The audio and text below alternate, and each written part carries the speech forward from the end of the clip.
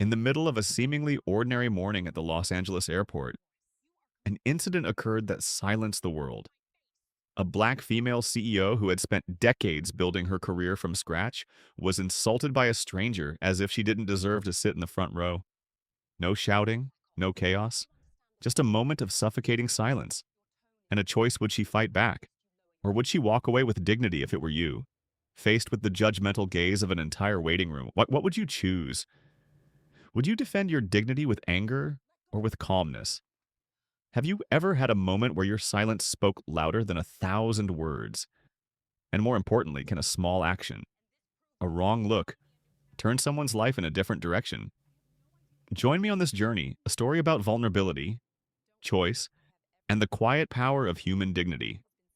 If you find stories like this touching, please like, share, and subscribe so you don't miss out on any of the emotional journeys that follow. The morning rain at LAX fell in thin, silver threads, barely enough to wet the pavement, but enough to make people grumble about delays. Inside the terminal, the warm buzz of travelers rose and fell like waves. Rolling suitcases clicked across the polished floor. Coffee steamed in paper cups. The airport felt alive in the way only American airports do, chaotic, restless, full of quiet stories happening at the same time. Near the entrance of the first-class lounge, Naomi Carter sat in an armchair by the tall windows, her laptop open on her knees. She wore a navy hoodie, simple jeans, and old sneakers that had carried her through late nights in too many conference rooms. Nothing about her outfit revealed who she was. Nothing about her posture suggested she led one of the fastest-growing aerospace companies in the country. Her focus was steady, calm, the kind of calm built over decades of swallowing judgment without letting it poison her spirit. On her screen glowed a confidential briefing for a merger valued at $22 billion. Numbers, charts, and legal summaries filled her morning. She had been awake since 4:30, finishing edits before her board meeting in Seattle. She wanted 10 minutes of quiet before her flight, but airports rarely give anyone what they want. As Naomi scrolled through the final page, she heard the sharp staccato click of high heels approaching. Then a voice, smooth, cold, and dripping with entitlement, cut through the air like a knife. "Excuse me," the woman said. "Sweetheart, this area is for first-class passengers, not staff." The words hit the space with a thud. A few people looked up from their phones, and the room thinned into a silence made of embarrassment. Some second-hand, some justified. Naomi didn't answer right away.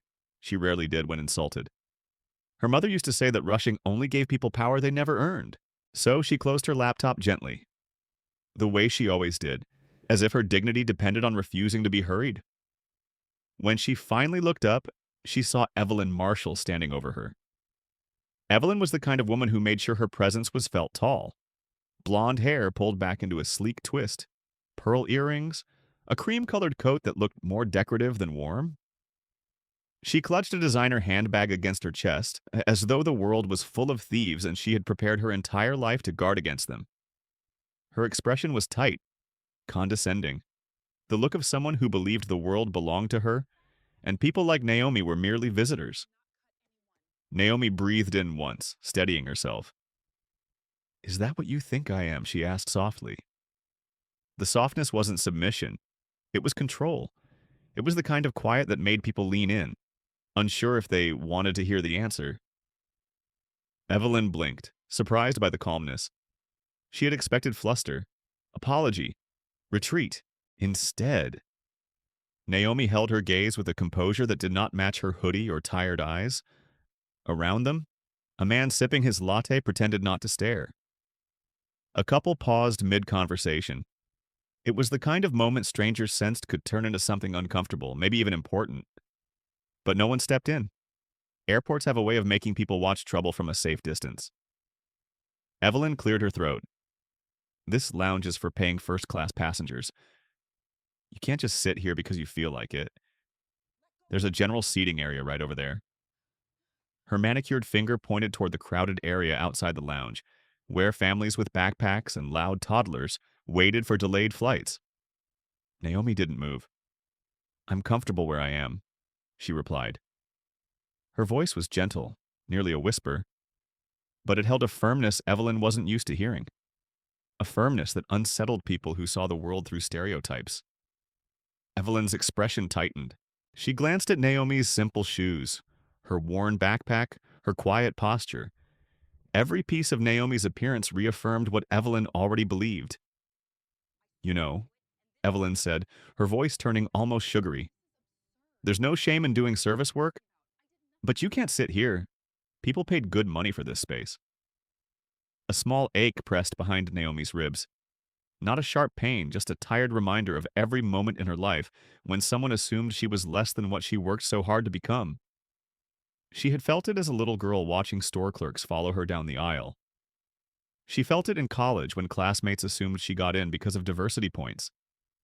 She felt it as a young engineer sitting in rooms where she was the only black woman, expected to prove herself twice as hard for half the credit.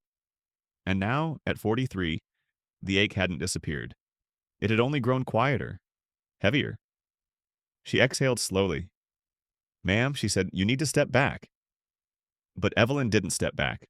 She leaned closer, lowering her voice into a whisper sharp enough to cut. "Don't make this difficult.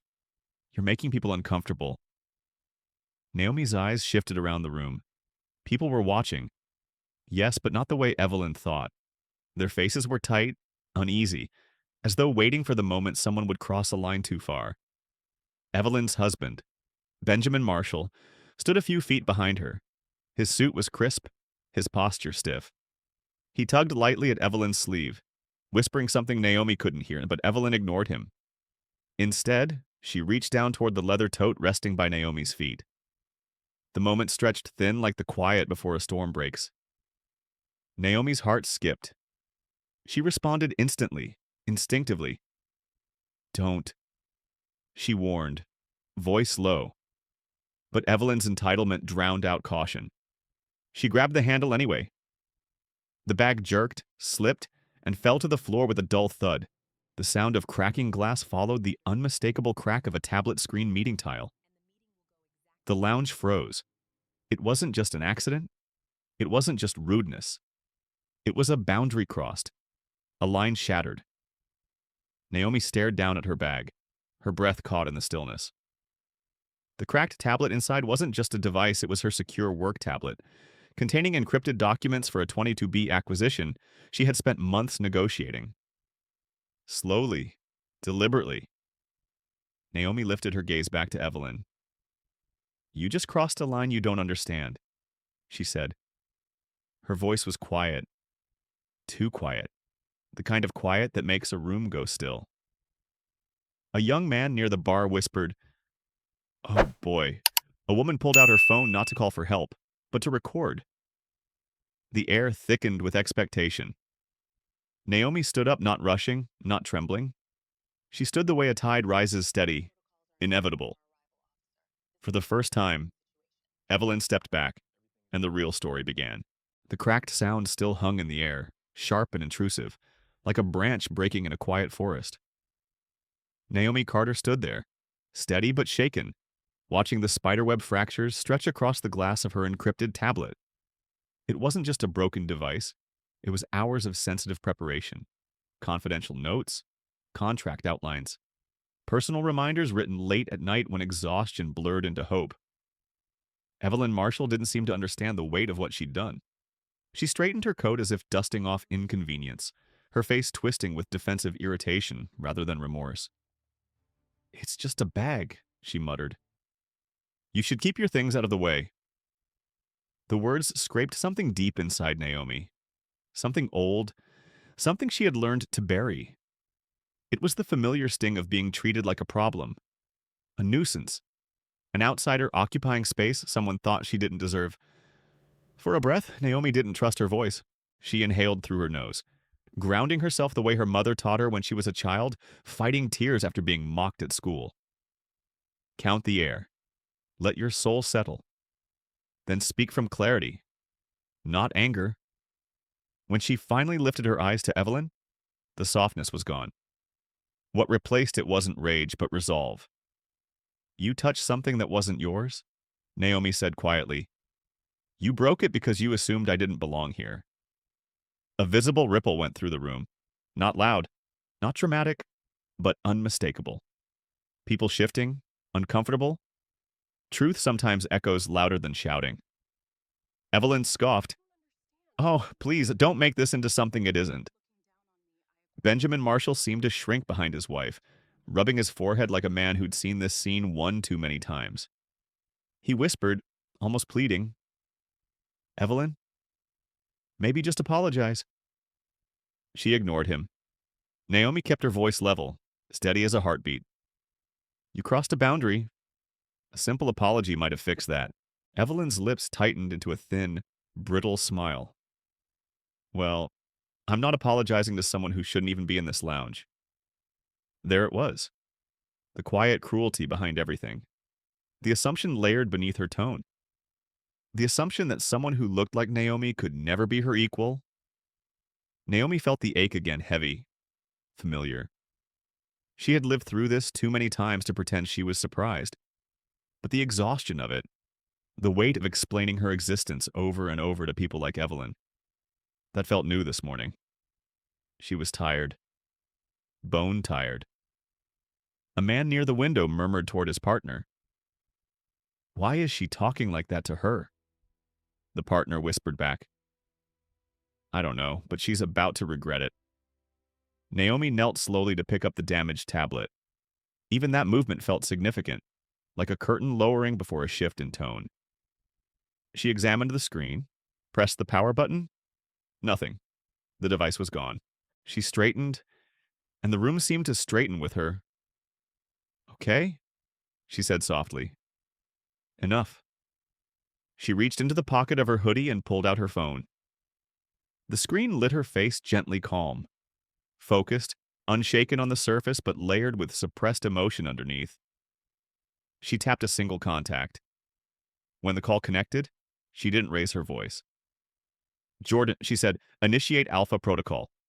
There was no hesitation on the other end. Yes, Ms. Carter. Activating now? Do you need security routed to your location? Yes, Naomi replied. Terminal 3 First Class Lounge. And have a replacement device ready at Private Gate C in 15 minutes. Evelyn blinked. Confused.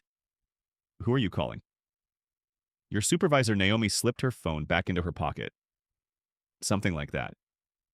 The passengers around them exchanged looks, confused, curious, some startled. A young woman toward the back whispered to her friend, She's someone important. Her friend nudged her, scrolling his phone.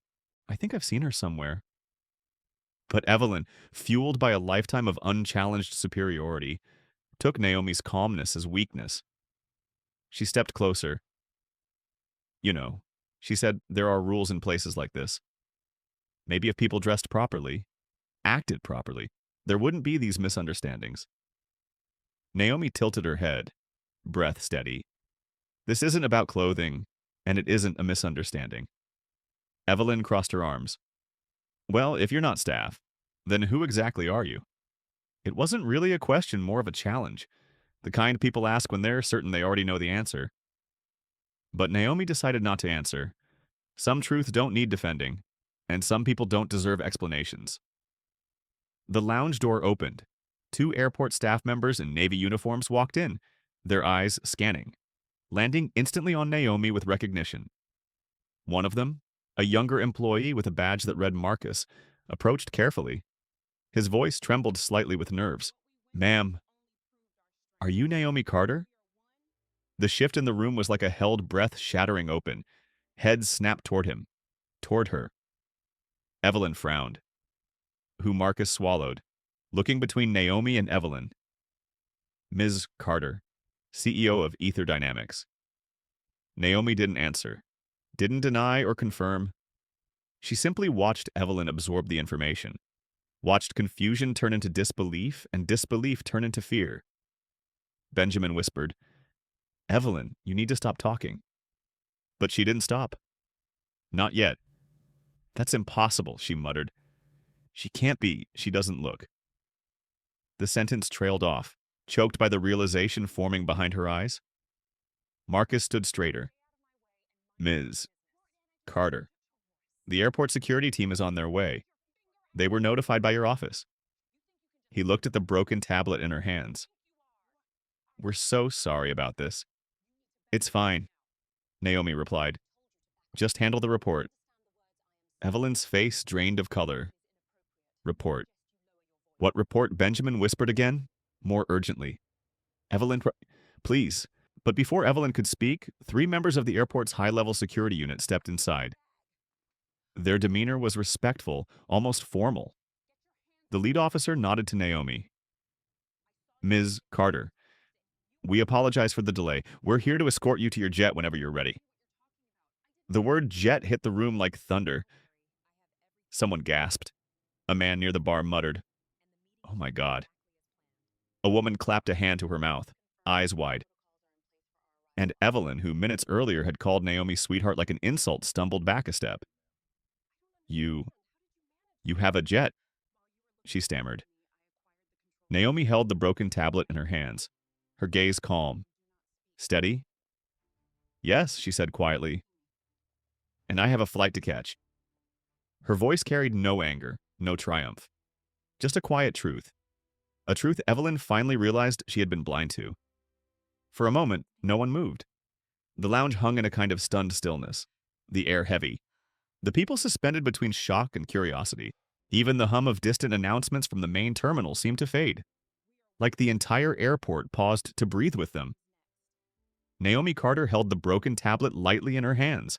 It no longer held the brilliance of numbers, encrypted files, or hours of careful strategy. It was simply a piece of shattered glass, now quiet, useless, fragile in a way Naomi never allowed herself to be. The lead security officer stepped closer. "Ms. Carter, we're ready when you are. Just give the word." Naomi's eyes softened, not out of comfort, but out of weariness. She had lived enough years to know respect often came too late after the damage, after the insult, after someone realized who they were talking to. Evelyn Marshall looked like she had been drained of every ounce of color in her face. Her lips parted, but no sound came out. Her hand trembled around the strap of her purse. She opened her mouth again, but still nothing. Finally, in a thin voice, she whispered, I I didn't know." Naomi inhaled once, slow and quiet. The kind of breath someone learns to take when they've spent a lifetime swallowing moments like this. She had no desire to humiliate Evelyn. No need to rub anything in. Her dignity was not built on proving anyone wrong. But the hurt still pulsed quietly beneath her ribs. Her voice, when it came, was calm enough to make the hairs on the back of several necks stand. "You didn't ask," Naomi said. "You only assumed." The words weren't harsh, they weren't shouted, but they landed with more weight than a scream ever could. A truth spoken without bitterness tends to echo deeper. A few feet away, a young couple exchanged glances. A man near the window lowered his phone, ashamed he had started recording. Even Benjamin Marshall, the man who had stood mostly silent behind his wife, looked down at his shoes, guilt settling heavily on his shoulders. Evelyn swallowed hard. "I truly didn't mean." Naomi raised a hand gently. "Don't finish that sentence," she said. "Let's not rewrite what just happened. It wasn't cruel, it was clarity." Naomi crouched and slipped the broken tablet carefully into her bag, almost tenderly, as though giving it one last dignity. When she stood again, she turned to the security team. "Before I leave," she said softly, "I'd like a formal incident report filed. No special treatment, just truth." The lead officer nodded. "Of course, Ms. Carter." Naomi's gaze drifted for a moment not toward Evelyn, but toward the tall windows. Beyond the glass, the rain over Los Angeles had softened to a mist, blurring the airplanes outside like a watercolor painting. She felt something shift inside herself, an old ache rising, then settling. That ache wasn't anger, it was something heavier, something closer to grief. She had built her life around quiet resilience, but resilience came with a weight most people never understood. Evelyn stepped toward her again, though her movements were hesitant now, like someone walking barefoot across broken glass. "Please, it was a misunderstanding." "You're overreacting, no," Naomi said, not sharply, but firmly. "This wasn't a misunderstanding." It was a moment of who you chose to be. Her words weren't meant to shame. They were meant to be honest. Sometimes honesty is the only bridge between two people who will never truly know each other. Evelyn's throat worked as she struggled for a response. I didn't think. That's exactly the point, Naomi replied. Silence swept through the lounge again, thick and uncomfortable. Naomi shifted her bag over her shoulder, ignoring the slight strain of the cracked tablet inside. She was about to turn toward the exit when something in the room tugged at her attention. A little boy stood holding his mother's hand near the lounge bar. He was maybe 6, maybe 7. His small face was dark like hers, wide-eyed, curious, and a little worried. His mother gave Naomi a soft nod, something quiet and encouraging, something that said, "I saw what happened, and I'm grateful you stood your ground." For a moment, the boy and Naomi held each other's gaze. His presence pulled something deep inside her forward, something Naomi didn't often let herself feel in public. Responsibility.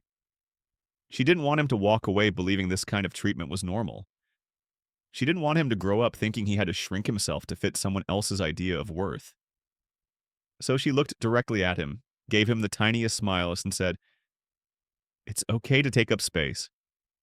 The boy's mother pressed his hand gently. The boy nodded back with a seriousness far beyond his years. Evelyn watched this exchange with confusion flickering across her face. She didn't understand the meaning behind it. That was part of the problem. One of the security officers spoke again. "Ms. Carter, the car to the private gate is ready for you." Naomi nodded but didn't move yet. She studied Evelyn one last time, not with anger, but with clarity and something very close to pity. Evelyn didn't realize that the broken tablet wasn't the real harm today. The real harm was how easily she had dismissed another human being. "Mrs. Marshall?" Naomi said, and the formal address made Evelyn straighten instinctively. "I'm not here to punish you, but I won't protect you from the consequences of your choices." Evelyn's eyes filled with a wash of helplessness. I I really didn't know who you were." Naomi shook her head gently. "I don't need you to know who I am. I just need you to recognize your behavior." Those words cut deeper than any accusation. Benjamin closed his eyes for a moment, listening. It was hitting him too, the weight of what had been said, what had been exposed in his wife's voice and his own silence. Naomi let out a slow breath, grounding herself again. She turned toward the door, the team forming around her. As she walked past Evelyn, she didn't push or glare or rush. She moved with the same calm she had held since the beginning, the kind of calm no one could mistake for weakness anymore. Just as she reached the threshold of the lounge, Evelyn called out behind her, voice breaking. "Miss Carter, please, I'm not a bad person." Naomi paused, not turning back. After a beat, she answered with a softness that somehow felt heavier than anger. "Then be better." She stepped through the door, and the lounge released the breath it had been holding. The corridor outside the first-class lounge was quieter than the space she'd just walked through. Yet Naomi Carter felt the noise of the past 10 minutes echo inside her chest. The soft carpet muted her steps. The overhead lights hummed faintly, and the scent of strong airport coffee lingered in the air. But none of it settled her. She walked slowly, not because she was unsure where to go. The security team was guiding her, but because something inside her needed a moment to breathe. She pressed her palm lightly against her bag, feeling the broken tablet inside shift with the movement. A reminder of how fast things could change. A reminder of how fragile dignity could feel when confronted by someone determined to diminish it. The security team maintained a respectful distance, allowing her space. They'd been trained for celebrities, dignitaries, executives, but Naomi was different. Her power wasn't flashy. It wasn't loud. It wasn't the kind that demanded people move aside. It was the kind that made people rethink how they saw the world. As they approached the elevator leading toward the private terminal transport area, Naomi paused. She leaned slightly against the cool metal of the wall, letting out a long breath she had been holding since Evelyn first opened her mouth. One of the officers, a woman with kind eyes and steady posture, stepped slightly closer. "Are you all right?" Ms. Carter? She asked. Naomi offered a small, tired smile. I will be. Just give me a moment. The officer nodded and stepped back. Naomi closed her eyes, and in that pause, the memories surged. She saw herself at 12 years old, standing in a grocery store aisle while a stranger asked her mother if she was babysitting.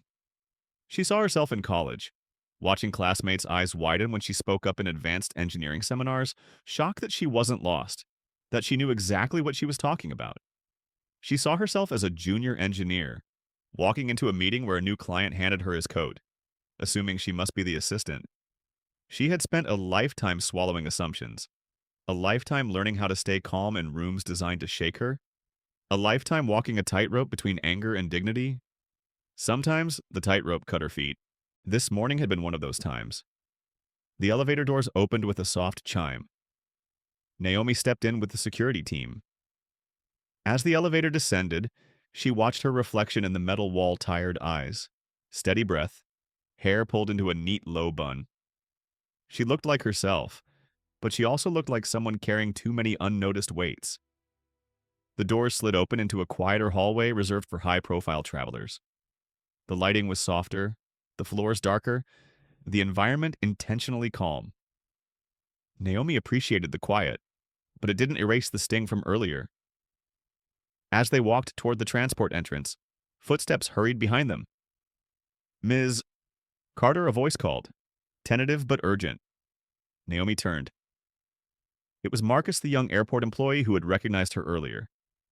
He jogged up, then slowed to an awkward pace when he realized how fast he'd approached. Ms. Carter, he repeated, catching his breath.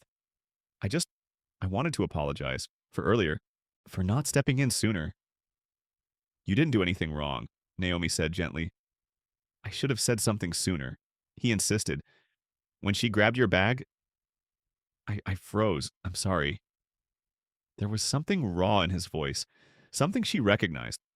He wasn't apologizing as an employee. He was apologizing as someone who had seen people who looked like him be treated unfairly for as long as he could remember.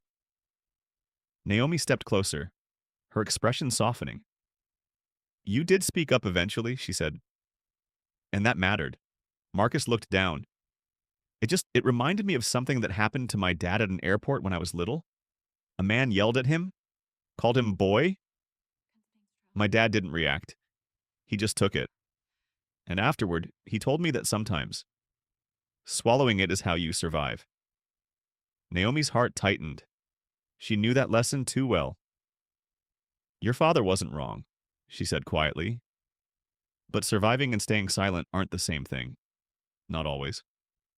Marcus nodded, eyes glassy. My dad changed after that. He got quieter, smaller. I hated seeing that. Naomi reached out, briefly touching his arm. You're not your father, she said. And today, you weren't small. You recognized the truth. That's more than enough. Marcus swallowed hard. Thank you, Ms. Carter. She gave him a small, warm smile. Take care of yourself. He nodded and stepped back, giving her a look filled with gratitude and something like pride. As Naomi continued walking, her inner voice whispered the things she never said out loud. This is why I can't afford to lose my temper. This is why I can't walk away without saying something. Someone is always watching someone who needs to see a different way to stand tall. She felt the ache again. The weight, but also the purpose. The security team opened the glass door leading to the waiting area for VIP ground transport. Through the window, she saw the dark SUV waiting to take her to private gate C. Everything was moving exactly as Alpha Protocol dictated. Yet her mind drifted back to Evelyn, the face that had twisted with irritation, then shock, then fear. The face of someone who believed her kindness was superiority and her cruelty was normal. Naomi wondered just for a moment if Evelyn had learned anything yet, or if the lesson would come later, when the adrenaline wore off and the truth settled like dust. She didn't know, and she didn't need to. What mattered now was what she carried with her, not the broken tablet, not the insult, but the knowledge that she had stayed herself in the face of someone else's ugliness. She adjusted her bag, straightened her posture, and took a deep breath. The officer beside her spoke. "Whenever you're ready, Ms. Carter." Naomi nodded slowly. "I'm ready." And with that, she stepped outside into the misty morning, the cold air brushing against her face like a quiet reset. The storm behind her had passed, but another one bigger, louder, more public was already building in the world she was about to re-enter. A storm she didn't see coming. Not yet. But it was on its way.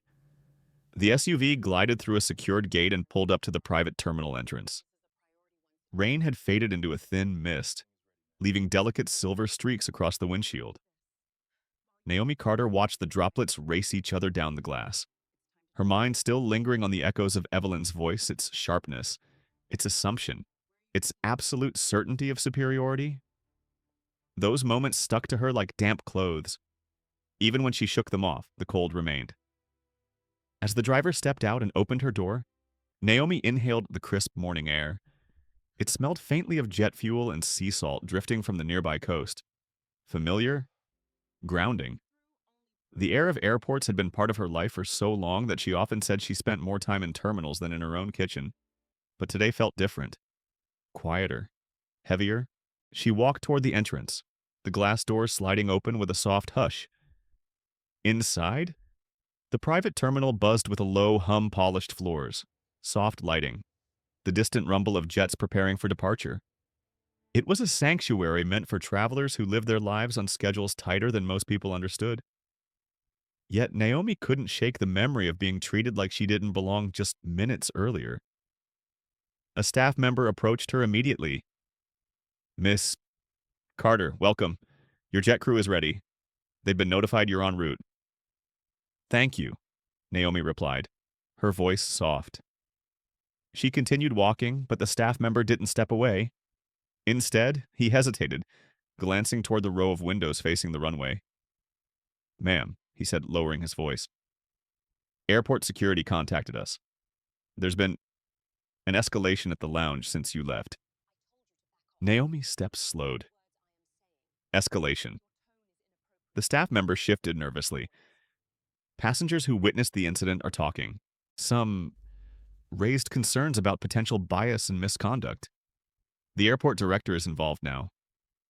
Before Naomi could respond, the chime of approaching footsteps echoed behind her. 3 high-level airport administrators, 2 men and 1 woman, hurried toward her, their expressions tight with urgency. Behind them, 2 additional security officers followed in formal posture. The lead administrator, Director Howard Sinclair, extended his hand with visible anxiety. "Ms. Carter," he said, "I want to personally apologize for everything you experienced in our lounge. We take incidents like this extremely seriously." Naomi nodded politely. "Thank you, Director. I've already asked for an incident report." "Yes," he said quickly, "and we're drafting it now. But I wanted to speak with you directly. What happened should never have happened?" The administrator beside him, a woman with a neat gray bob and a badge reading Deputy Director Lynn Abrams, added, "We've removed the passenger from the lounge. She's been escorted to a private room and her privileges suspended pending review." Naomi blinked, surprised. Suspended. "That wasn't my request. It doesn't need to be," Abrams replied. "We have procedures for discriminatory behavior. We're following them." Naomi took a slow breath. She didn't want vengeance. She didn't want a spectacle. She just wanted acknowledgement of what had happened. Director Sinclair cleared his throat. "If you're willing, Ms. Carter, our team would like to speak with you once you return from your trip. To help us shape a new training initiative." "A training initiative?" Naomi asked. "Yes," Sinclair said. "We want to prevent other passengers, other people from experiencing anything similar." For the first time that morning, something softened inside Naomi. A small, unexpected warmth. A flicker of change. She nodded. "I'll make time." Sinclair exhaled with relief. "Thank you. And again, we're truly sorry." He stepped aside, giving Naomi space to walk toward the private gate. But just as she turned, the officer from earlier, the woman who had asked if she was all right, approached quietly. "Ms. Carter," she said, "there's something else." Naomi paused. "What is it?" The officer glanced at the administrators, then back at Naomi with a subtle grimace. "The passenger involved. She's asking to speak with you." Naomi closed her eyes briefly. Of course she was. "Is that required?" Naomi asked. "No," the officer said gently. "Not at all. We can handle everything without your involvement." Naomi looked down at her hands. The small tremor in her fingers betrayed what her face hid: exhaustion, not from the conflict, but from the repetition of it. "Still," she asked, "what is she saying that she wants to apologize?" The officer replied, "She claims she didn't realize who you were." A soft, sad sound escaped Naomi's throat, a breath that wasn't quite laughter and wasn't quite a sigh. "That's always the part that matters most to people," Naomi murmured. "Who I am, not how they behaved." The officer swallowed. "Would you like us to refuse the request?" Naomi considered it. Part of her wanted to get on her jet and forget this entire morning. She had meetings, responsibilities, a life much bigger than one cruel moment in a lounge. But another part of her, one shaped by years of watching women like Evelyn move through the world without consequence, wanted to look Evelyn in the eyes and say, "I saw you. I saw the truth you didn't want to admit." She took a deep breath. "Not today," Naomi said. "Maybe later. Maybe never. I don't owe her that conversation." "Understood," the officer replied. Naomi resumed walking. Each step felt like placing a stone exactly where it needed to be. Solid, purposeful, steady. She passed through another set of sliding glass doors and into a wide corridor illuminated by soft golden lights. Large windows looked out over the private runway, where her Gulfstream G800, a sleek, midnight silver aircraft worth billions, waited gracefully under the morning fog. Its engines hummed with quiet readiness. Its crew stood near the stairs in tailored charcoal uniforms, hands clasped respectfully.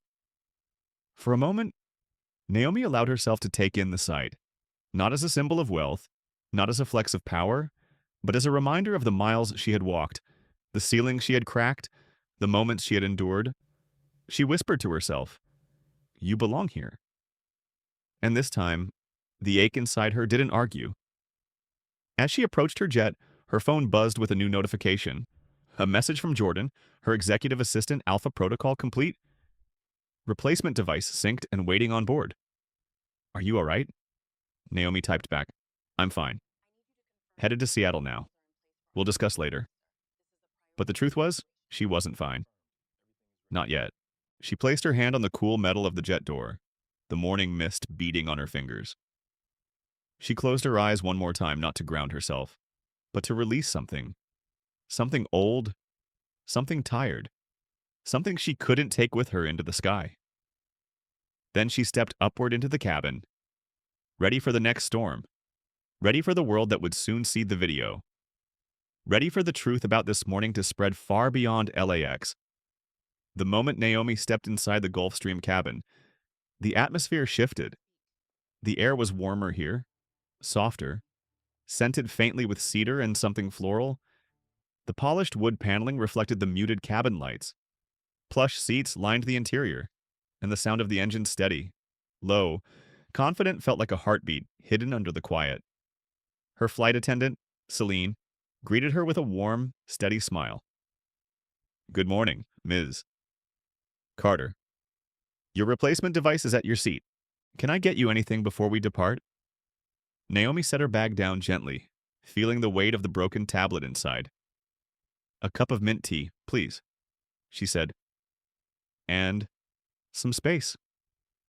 Celine nodded knowingly. She had worked with Naomi long enough to understand the difference between when her CEO wanted solitude and when she needed it. As Naomi sat down, she let her fingers graze the armrest, another small grounding ritual. Her eyes drifted toward the window. Outside, airport staff moved with precision, guiding the jet for departure. The world beyond the glass felt distant, safe, quiet. Yet inside her chest, a storm still churned. She opened the new tablet lying on her seat. Jordan had already synced her files, perfectly organized, exactly where she'd left them before Evelyn's hand had ripped away her morning. The familiarity of her notes steadied her breathing. But it wasn't the data she was thinking about. It was the moment in the lounge when Evelyn had looked at her. Not with curiosity or confusion, but with certainty that Naomi didn't belong. Why does that part always hurt the most? Why does the assumption still cut so deep? She pressed her eyelids shut, letting her head rest against the seat.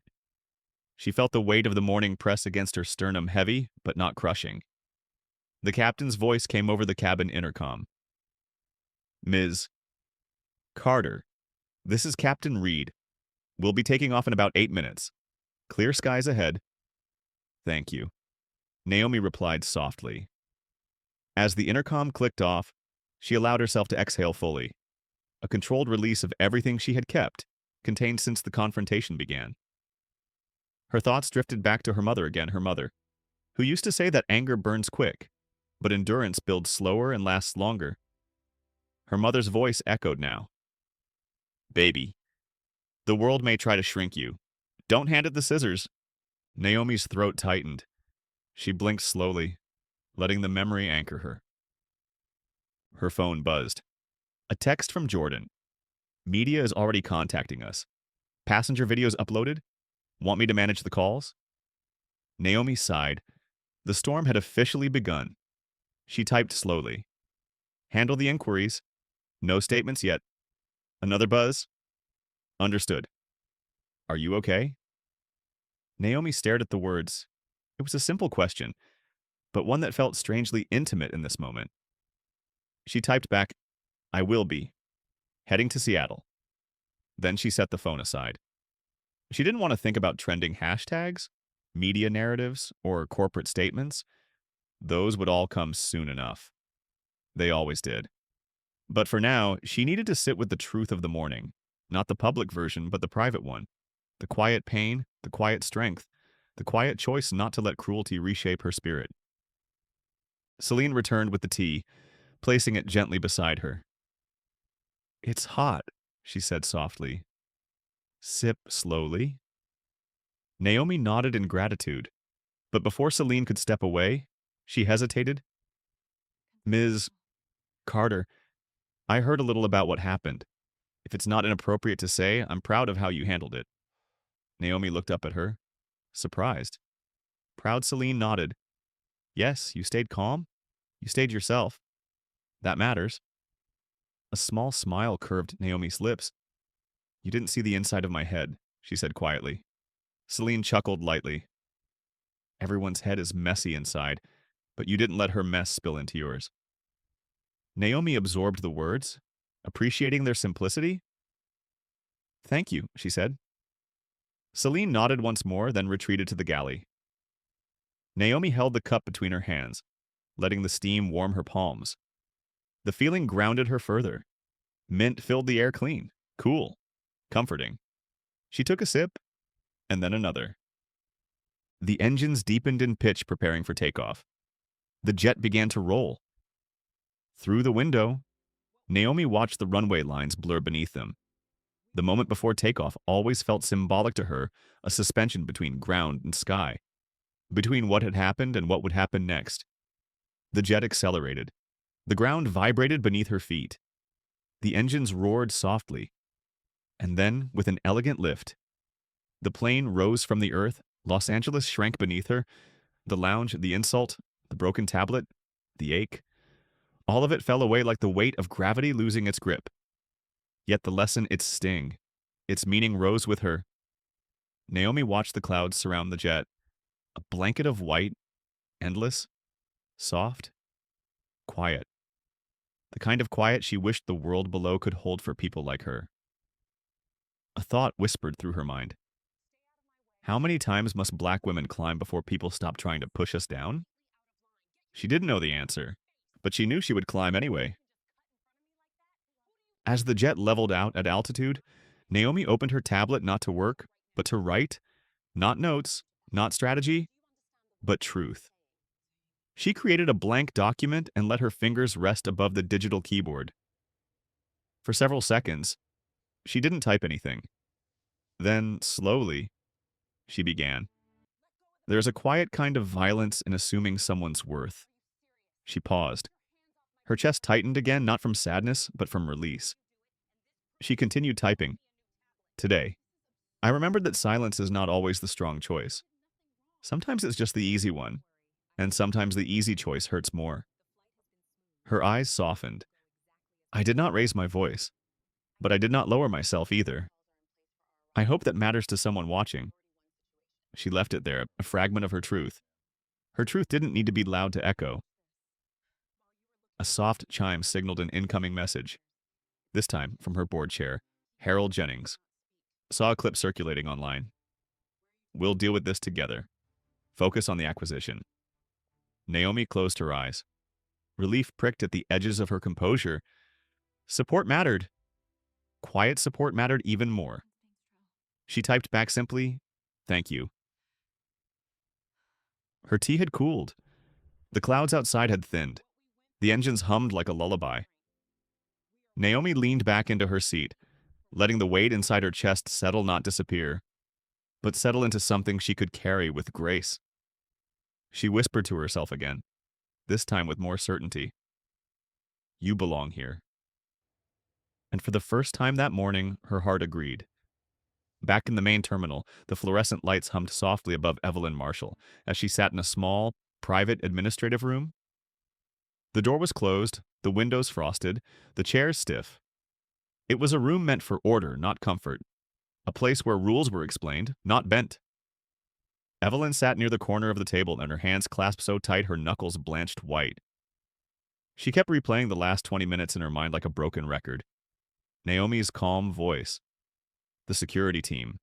The words CEO and the jet. Her jet, the same woman she had called sweetheart, the same woman she tried to shame, was the owner of a $22 billion empire. The same woman Evelyn had stared down at, as though she were nothing. A tremor ran through her fingers. Benjamin Marshall sat across from her, elbows on his knees, head bowed. He looked exhausted, disappointed, and most painfully unsurprised. Evelyn, he said, his voice low but firm.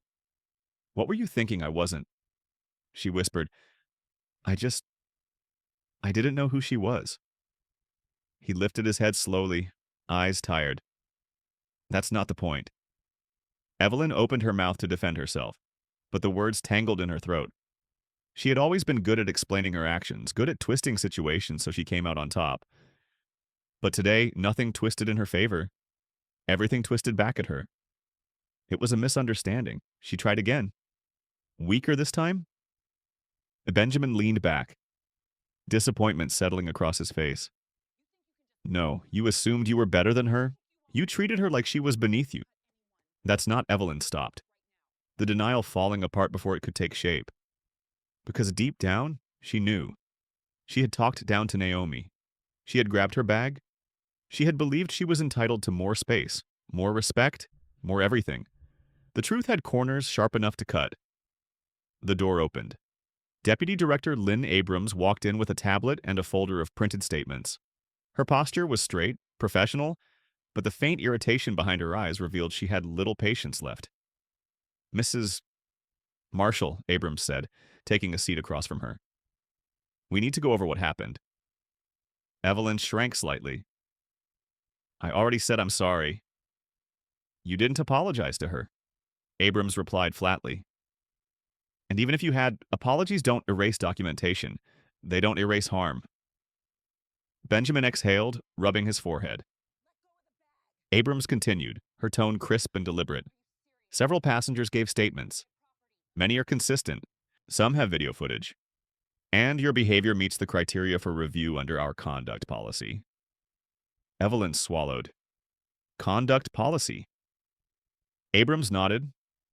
Yes, for discriminatory or aggressive behavior. This includes attempts to remove other passengers from designated areas without authority or damaging their property. Evelyn's face flushed hot. I didn't mean to break her thing. Abrams's expression didn't soften. Intent doesn't erase impact. The room felt smaller, tighter. Evelyn gripped the edge of her chair. Look, I wasn't trying to. I just thought she was a staff member. Abrams asked. Why the question hit with a quiet, devastating precision? Because she's black, Abrams added. Because she wasn't wearing a suit, because she didn't look like the other people you think belong in that lounge. Evelyn's breath caught. That's not fair. Isn't it? Abrams asked calmly. Benjamin closed his eyes, pain flickering across his face. He knew just as Evelyn knew deep inside that Abrams wasn't wrong. Silence stretched between them, heavy and suffocating. Abrams tapped her tablet. Your lounge access is suspended pending full review. Your airline status is also under assessment.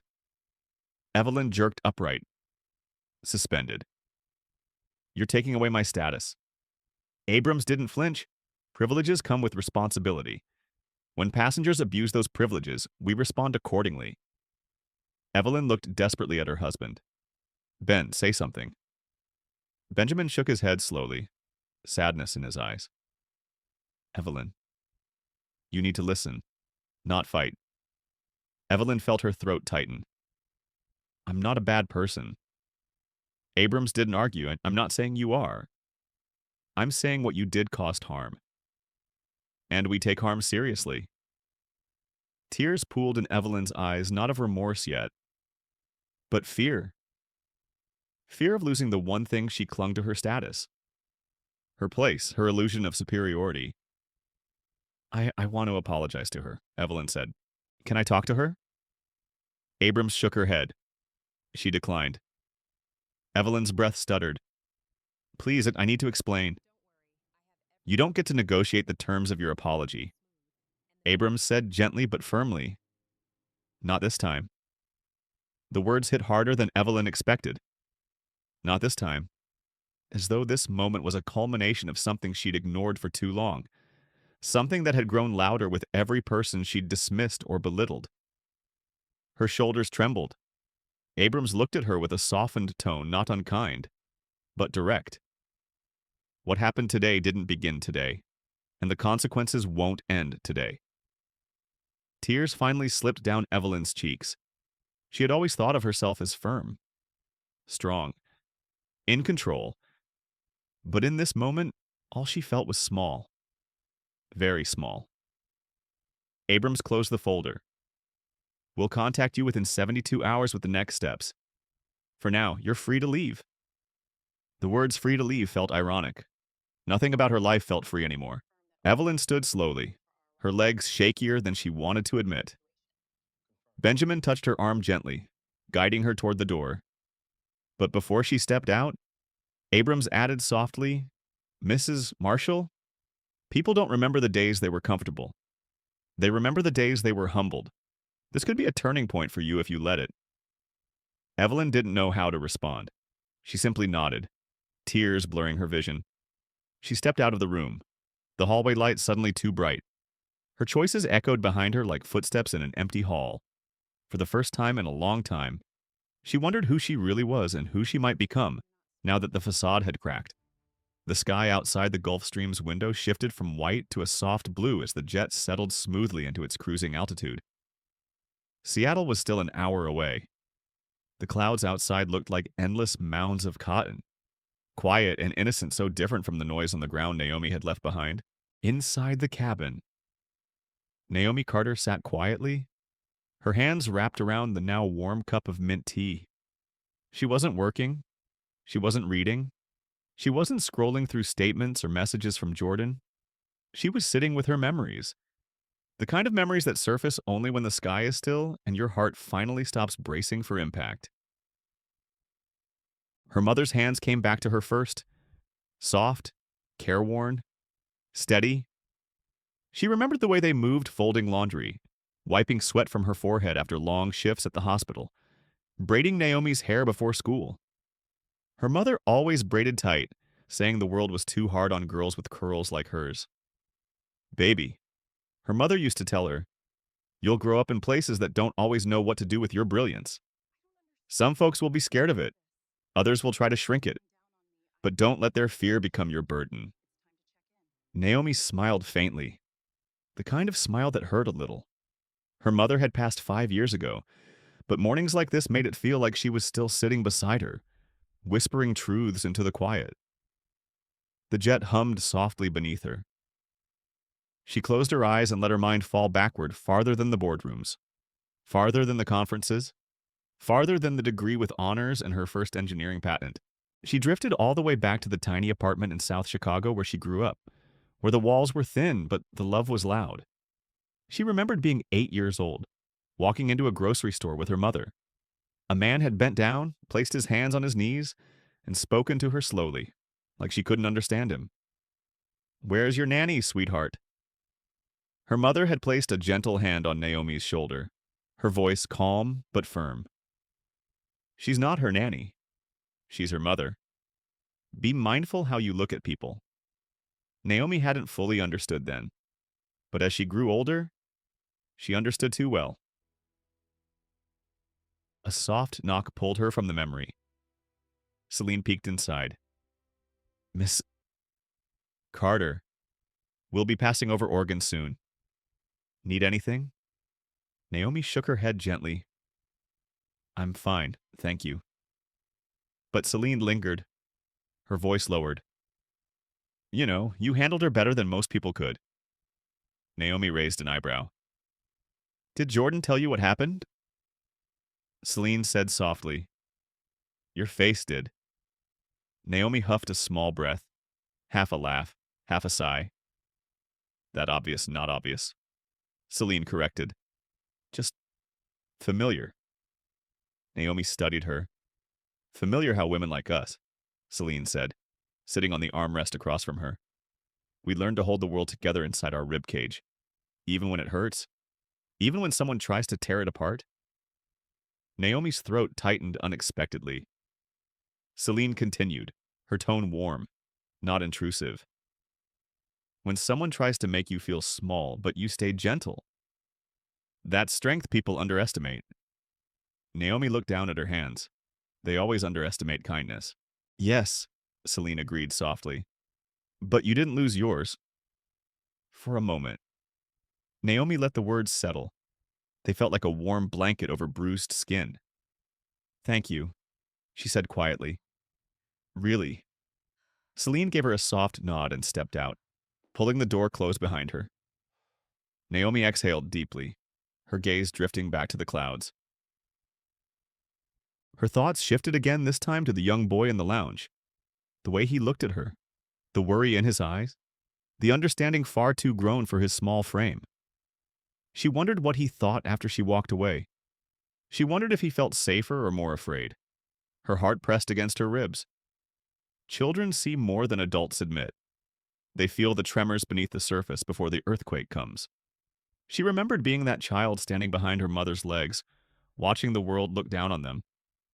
She remembered the way it felt to see her mother swallow injustice with grace and how that shaped her. "Dignity isn't a performance," her mother once said. "It's a choice you make when someone tries to steal it from you," Naomi whispered, barely audible. "I hope he saw that today." The cabin lights dimmed slightly as the jet shifted through a layer of clouds. Naomi sat back, letting her head rest, letting the hum of the engines guide her into a deeper reflection. In her college years, she had lost count of the times people mistook her for someone's assistant, someone's girlfriend, someone's plus one rather than the scholar whose research paper changed the trajectory of her engineering department. Even after founding Ether Dynamics, investors sometimes looked past her to her male executives until she asked one precise, strategic question that made them blink twice and straighten their posture.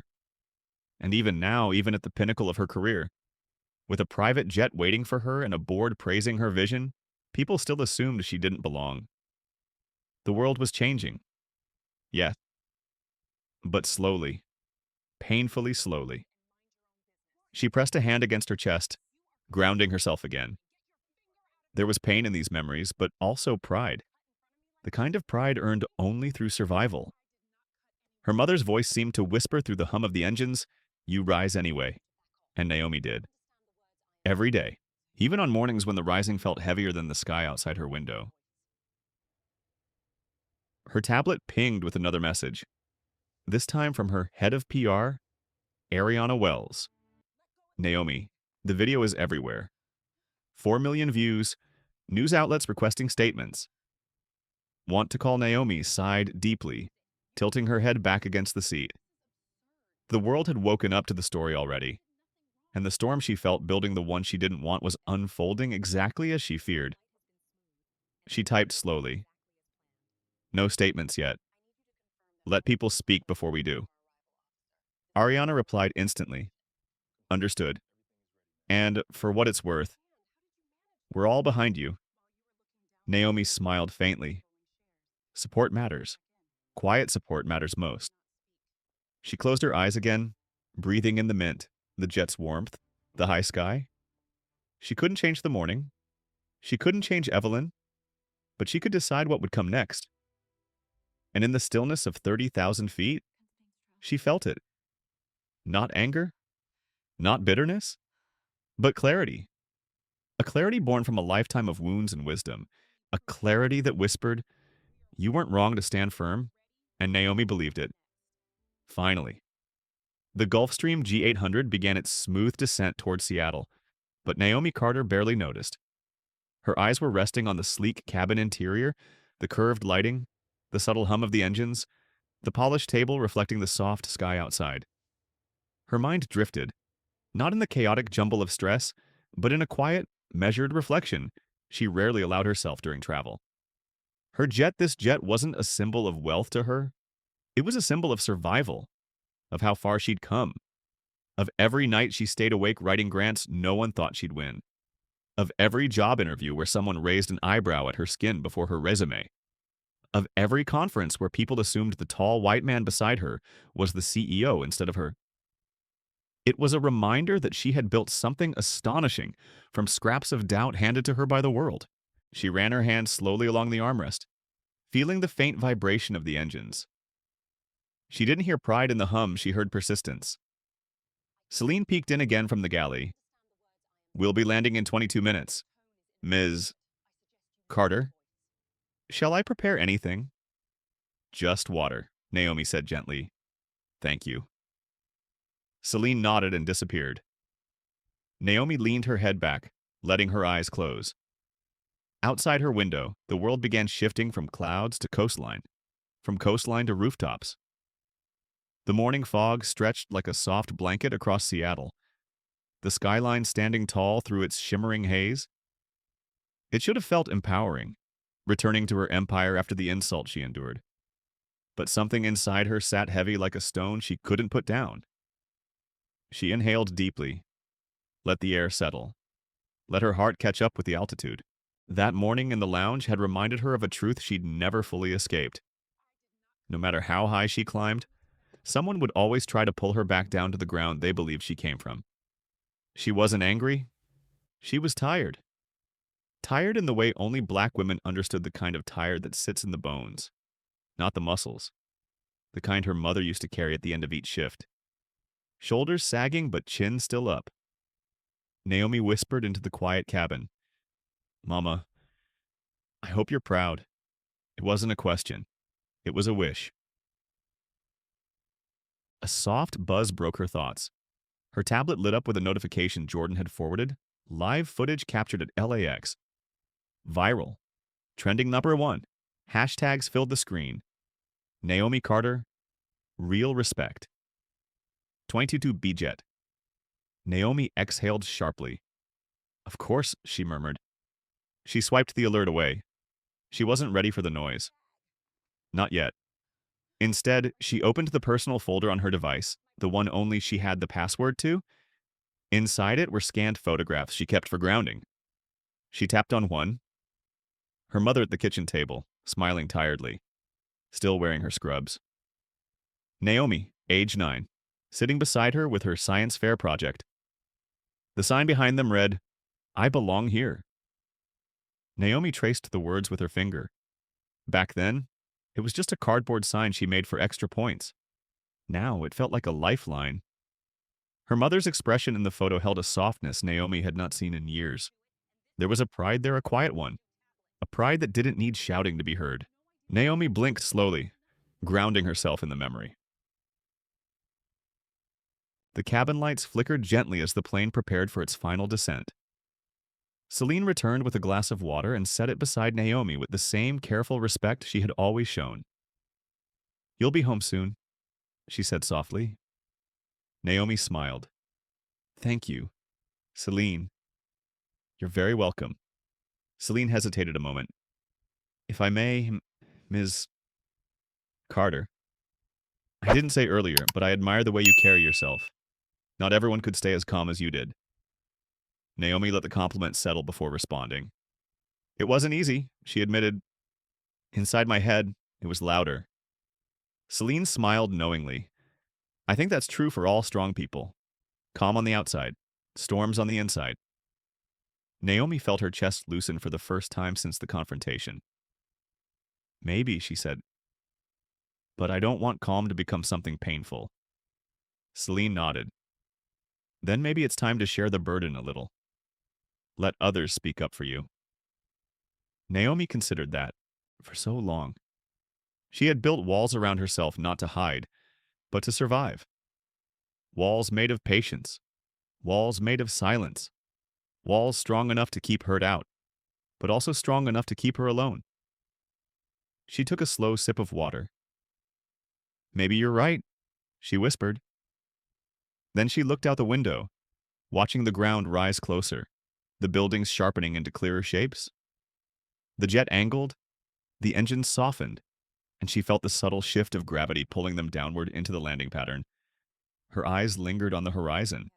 She wasn't done rising, not by a long shot. As the jet touched down on the runway with a gentle thud, Naomi straightened her back and tightened her grip on her bag. Seattle's gray morning light spilled across the cabin floor, turning the polished surfaces into silvery reflections.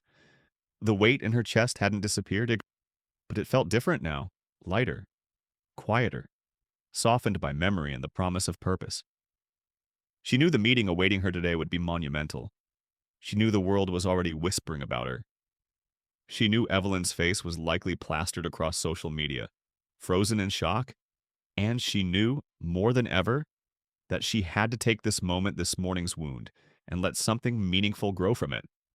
Her mother would have told her baby, "If life hands you injustice, turn it into direction." Naomi nodded to herself.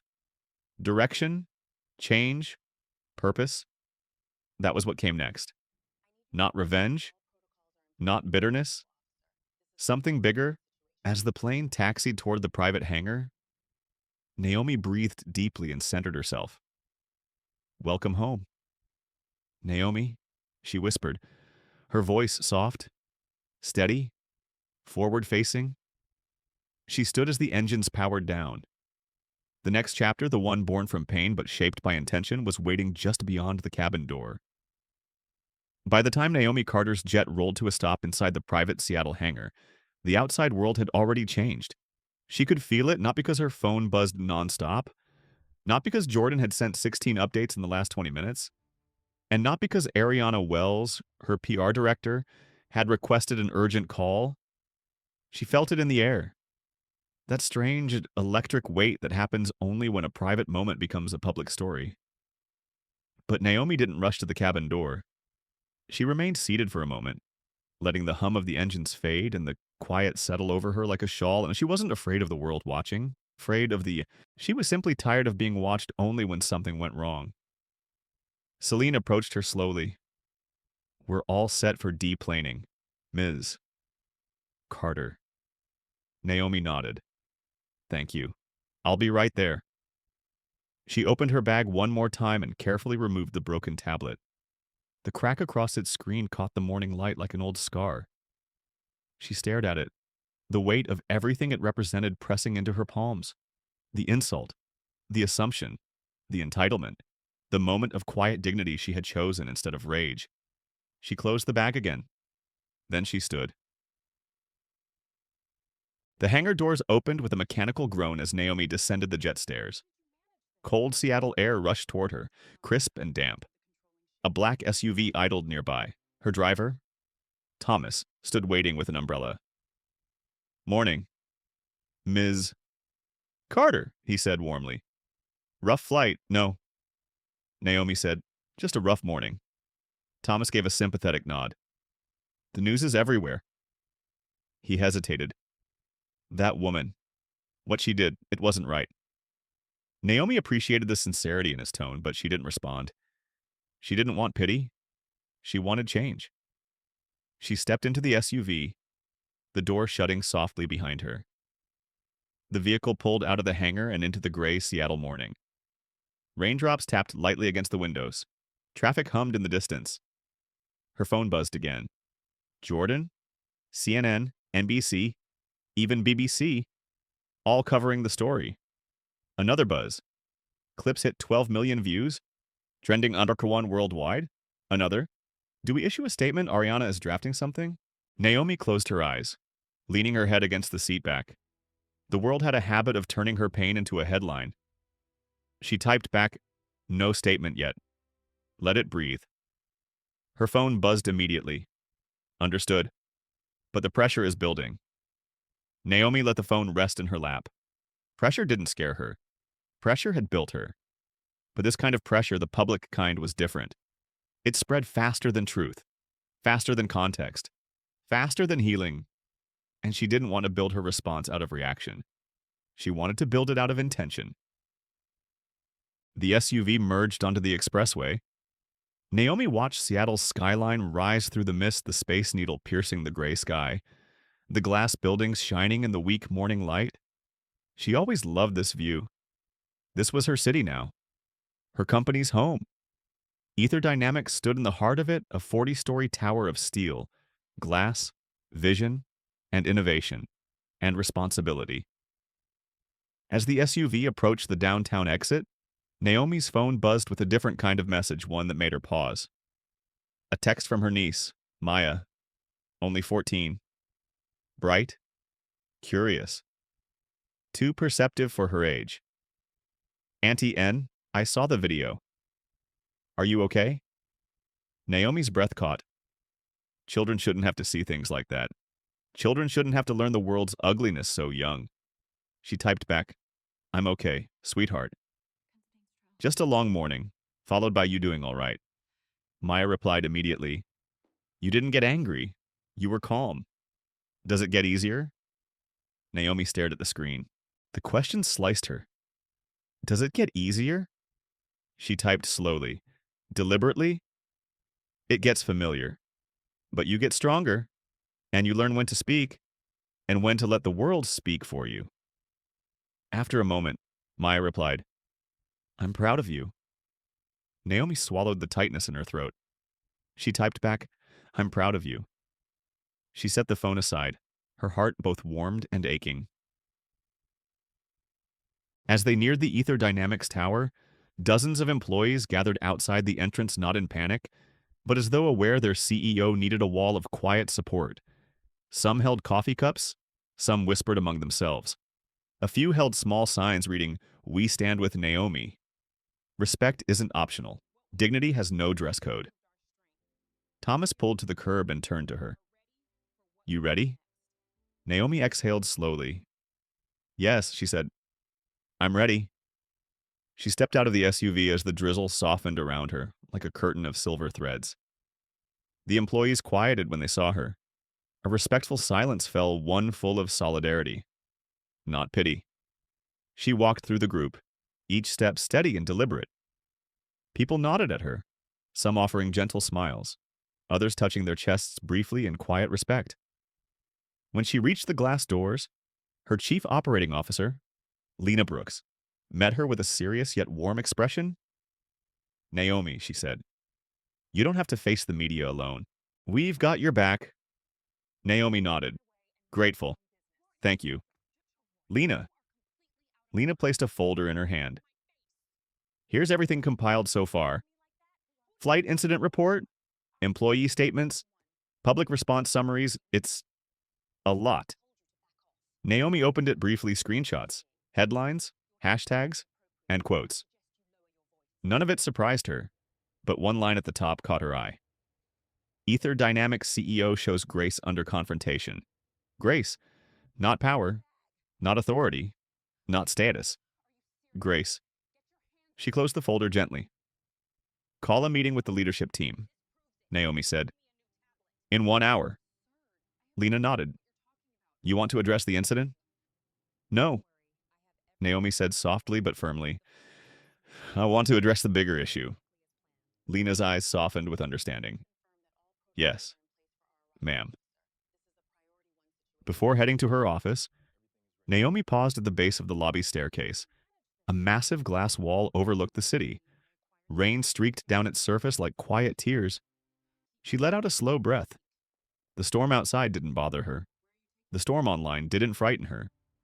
What moved her most was the storm inside, the swirl of hurt, memory, strength, and purpose. She whispered to the empty lobby, I won't let this become just another headline. Her voice deepened with conviction. It's going to become a direction. She turned and walked up the stairs. The story had gone viral. Now it was time to make sure it meant something. While Seattle welcomed Naomi with a wall of quiet support, back in Los Angeles, a very different storm gathered around Evelyn Marshall. She stepped out of the airport's administrative wing with her coat clutched tightly around her shoulders, the fabric damp from where she had wrung it in her hands. The crowds outside the security area buzzed loudly, voices mixing, phones chiming, news alerts flashing on screens mounted across the terminal ceiling. Her heart hammered as she heard snippets from people passing by. Did you see the video? It's that lady? Yeah, the rude one? She broke the CEO's tablet. People like that shouldn't be allowed to fly first class. The words hit her like pellets of hail, sharp, cold, relentless. Benjamin walked beside her, shoulders stiff. He didn't reach for her hand. He didn't say anything. Evelyn felt the space between them widening with every step they took. Ben? She whispered. He didn't respond. When they reached the exit, the California sunlight stung her eyes. It was too bright, too raw. A painful contrast to the dim room they'd just left. A painful contrast to how small she suddenly felt. At the curb, Benjamin stopped. Let's just get home, he muttered. But Evelyn didn't move. Her phone buzzed and buzzed again and again. She hesitated before looking. Her sister Ev. What happened? Are you okay? This is all over the news. Her friend Lauren called me. I'm honestly shocked. Her boss. We need to talk tomorrow. Her stomach dropped. She opened another message from her country club group chat. We can't be associated with this. Ev, take some time before coming back. Her throat tightened. One more message from someone she didn't recognize. You treat people like trash and finally got caught. Her hand trembled as she lowered the phone. It wasn't the criticism that hurt. It was the clarity behind it, the clarity she had worked so hard to avoid seeing in herself. Benjamin finally spoke. Evelyn, this isn't going away. She sank onto a bench near the curb, her breath shaking.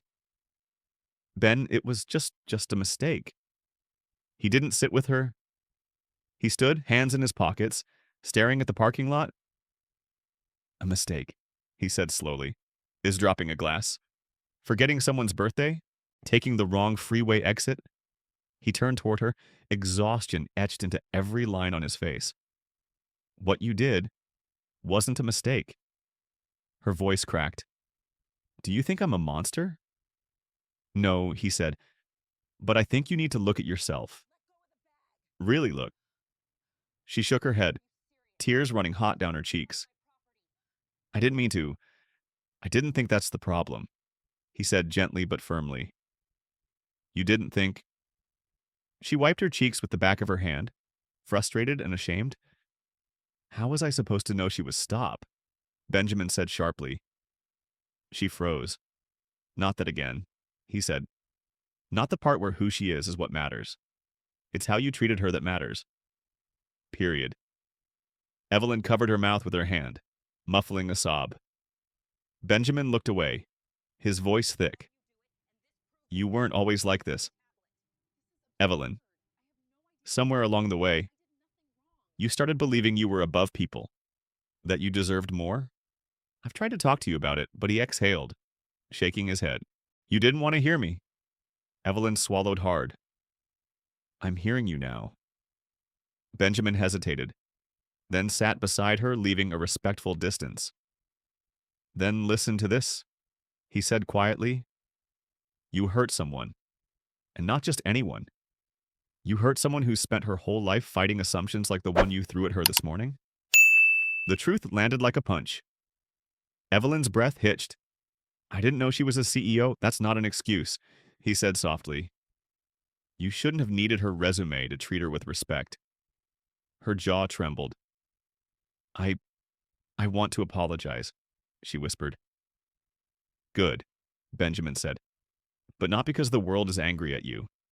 Apologize because you're angry at you." Evelyn buried her face in her hands. For the first time in her life, she felt something she had always believed she couldn't feel: smallness. Real smallness. The kind that doesn't come from someone belittling you, but from finally seeing yourself without the filters you've built. A sob slipped through her fingers. Benjamin placed a tentative hand on her shoulder. "I'm here. But you have to do the work. Evelyn, not for them. For you." She nodded shakily, tears dripping onto her lap.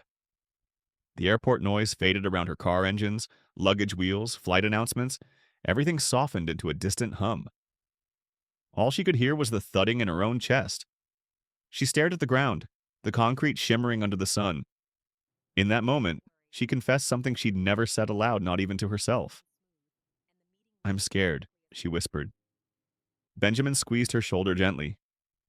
"Maybe being scared is the first step to changing." She looked at him, eyes red and swollen. "Do you think she hates me?" Evelyn asked. "No," he said honestly. "I don't think Naomi Carter hates you." He paused. "But I think you represent every person who ever made her feel small." Evelyn bowed her head. "And that," Benjamin said softly, "is why you have to change." As they walked toward the parking garage together, Evelyn's mind replayed every moment of the lounge incident, not to justify it, but to face it. Really face it. Naomi's calm warnings, her quiet dignity, her restraint, and Evelyn's own voice, sharp, dismissive, confident in a way that made her stomach twist now.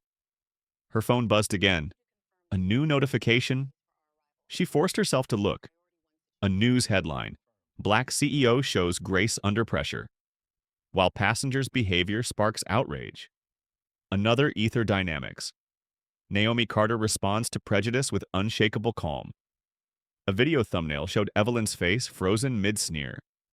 She shut the phone off. For the first time since leaving the lounge, she understood something painfully, undeniably true. This wasn't the world turning against her. This was the world finally holding up a mirror. And she didn't like what she saw. Naomi Carter stood at the floor-to-ceiling windows of her 38th floor office, watching Seattle's gray sky ripple with soft waves of rain. The city below pulsed with the life of a workday: morning cars threading through wet streets, ferries cutting across Elliott Bay, office workers with umbrellas weaving through downtown. But Naomi wasn't watching the city. She was watching herself in the reflection, a woman standing steady, but undeniably tired. She inhaled deeply and turned toward the long wooden conference table. In less than 3 minutes, her leadership team would walk through the glass doors behind her. They were loyal, competent, and fiercely protective of the company's mission. But today, they'd be walking in not just as executives, but as witnesses to something larger than a business issue. Because what happened at LAX wasn't a corporate crisis. It was a cultural one. Her phone buzzed from the desk. Ariana Wells, head of PR, had sent another message. "Talking points ready whenever you want them." Another buzz: CNN is doing a segment. They're using the phrase racial bias in first-class treatment. Another: public overwhelmingly on your side. Naomi sighed. Support was good, but support didn't erase what happened. It didn't heal the wound, it didn't fix the world, and it didn't take away the heaviness lodged in her ribs. As she walked toward her chair at the head of the table, she gently touched the cracked edge of the broken tablet sitting beside her. She had brought it up from the SUV out of instinct. She didn't need it. It didn't work anymore. But she kept it with her anyway. Not as a symbol of anger. as a reminder of truth. A quiet knock came at the door. "Come in," Naomi said. The glass door opened, and Lena Brooks, her COO, stepped inside. Behind her came Ariana Wells, Chief Legal Counsel Marcus Ellison, Head of HR Danielle Tran, and Chief Innovation Officer Victor Hale. They took their seats, some offering gentle nods, all of them respectful and careful with their energy. Naomi appreciated that. Carefulness could be a form of compassion, too. Lena began. "Naomi, we're prepared with options. PR statements, legal pathways, internal memos. Whatever direction you want to take, we'll follow." Naomi's gaze drifted from one face to the next. Their expressions were steady, their loyalty unmistakable. But loyalty wasn't what she needed right now. Honesty was. She folded her hands on the table. "Before we talk strategies," she said softly, "I want to talk about what happened." A ripple of quiet tension filled the room. Not discomfort, not fear, but gravity. Victor was the first to speak. "We saw the video. Everything she said, everything she did, it was unacceptable." Ariana nodded. "People are outraged, and rightfully so." Danielle leaned forward, voice gentle. "How are you holding up?" Naomi paused. The sincerity in Danielle's question felt like a balm. "I'm..." She stopped. She refused to say fine. Fine was a lie. "I'm still processing," Naomi said. "It wasn't the first time something like this happened to me. But the visibility of it, the exposure, it feels different." Marcus raised his hand slightly, then spoke with measured tone. "You handled yourself with extraordinary restraint." Naomi let out a soft breath. Not pride. Not relief. Something more complicated. "Restraint is a strange thing," she said. "People praise you for it. But restraint is also a burden, one that people like me carry far too often." The room fell into silence. Naomi continued, her voice steady but vulnerable. "When people look at me now, they're not seeing a CEO. They're seeing the woman from that viral clip. The woman who stayed calm.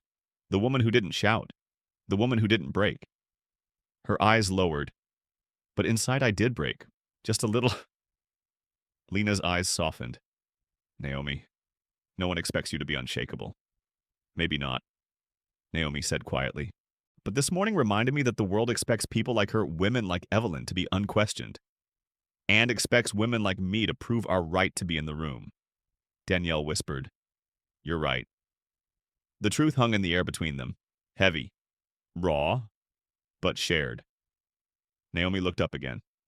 Her voice regained its strength. "And because this incident is bigger than me, our response has to be bigger than me. I don't want a press release, and I don't want a legal threat. I don't want retaliation." Ariana's eyebrows rose slightly. "Then what do you want?" Naomi stood and walked to the whiteboard near the wall. She picked up a black marker and wrote 2 words: Dignity Protocol. The executives leaned forward. "We need to take this moment," Naomi said, "and use it to create something that lasts. Something that helps people, everyday people. Not just executives or frequent flyers, navigate situations like this." Lena nodded slowly. "You're thinking of a training initiative more than training," Naomi said. "A blueprint? A framework? A set of standards for airports, airlines, hospitality companies, any place where status determines how people get treated." Ariana exhaled sharply. "That's ambitious." "Good," Naomi replied. "We're an ambitious company." Marcus studied the board. "You want to build an industry-wide shift. I want to build dignity," Naomi said. "And I want Ether Dynamics to lead it." A quiet, powerful energy filled the room as the team exchanged looks. Not shock, not hesitation. Inspiration? Victor smiled faintly. "You're turning an insult into a movement." Naomi shrugged gently. "I'm tired of suffering quietly. If I have to experience these moments, I at least want them to create change." Lena leaned back in her chair, admiration glowing in her voice.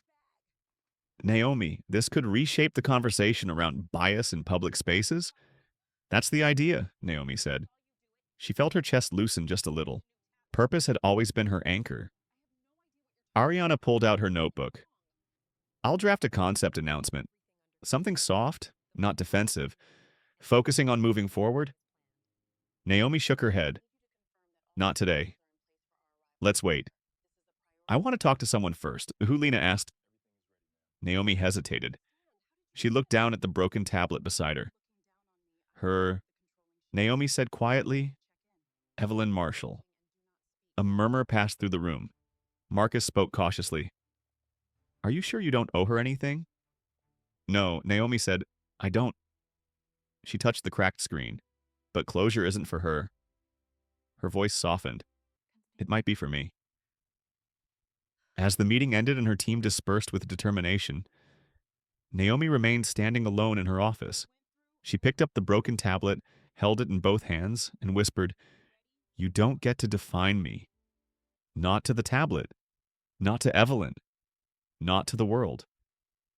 She looked out the window again. The rain had stopped. The clouds were opening. A thin band of sunlight cut through the gray and fell directly across her office floor. Naomi stepped into it. Whatever came next, she was ready. The sun had finally broken through the Seattle clouds when Naomi Carter stepped onto the rooftop garden of Ether Dynamics. It was one of her favorite places in the building. Quiet green, tucked away from the noise of the city, but elevated enough to feel part of it. She needed this moment of solitude, because the world outside was anything but calm. Her phone vibrated nonstop in her pocket, notifications stacked on notifications. Headlines stacked on headlines. Voices from every corner of the internet piling their opinions into a single moment she didn't ask for. She had silenced the screen, but not the reality. Naomi Carter, jock your grace under fire, first class bias, yes, dignity, not status. Her name, her face, her poise, her restraint was everywhere. Everywhere. As Naomi leaned against the railing, a soft breeze brushed across her face, carrying the faint scent of cedar and rain.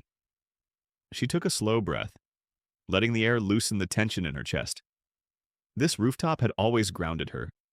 It reminded her she was part of something larger than herself, larger than her company, larger than the incident at LAX, larger than the expectations placed on her shoulders. It reminded her that the world was vast, and she was just one person in it, one person trying to do the right thing, even when the world didn't always know how to receive it. Her phone buzzed again. This time, she checked it. A message from Jordan. You should see what the public is saying, and it's not all support. Naomi expected that. The internet was rarely unanimous. She sighed. Typed, send me a summary. Within seconds, another message popped up, a compiled list. Public reactions. Many praising your grace, many condemning Evelyn, some questioning why you didn't stand up more aggressively, some claiming you were playing the victim, others debating privilege, bias, class, race, power dynamics. Naomi's heart sank slightly, not from the criticism, but from the predictability of it all. No matter what she did, people found a way to turn it into performance, politics, division, or spectacle. She typed back, thanks. We'll talk later.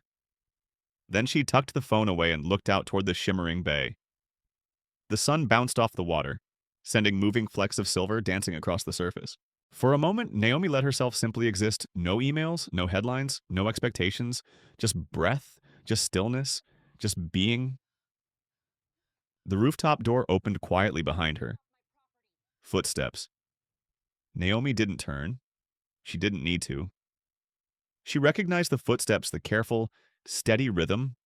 Not rushed, not hesitant, simply respectful. Lena, Naomi said softly. Her COO stepped beside her, hands tucked into her blazer pockets. You fixed this place up since I last came up here, Lena said. Her voice was warm, grounding. I needed a space that wasn't fluorescent and concrete.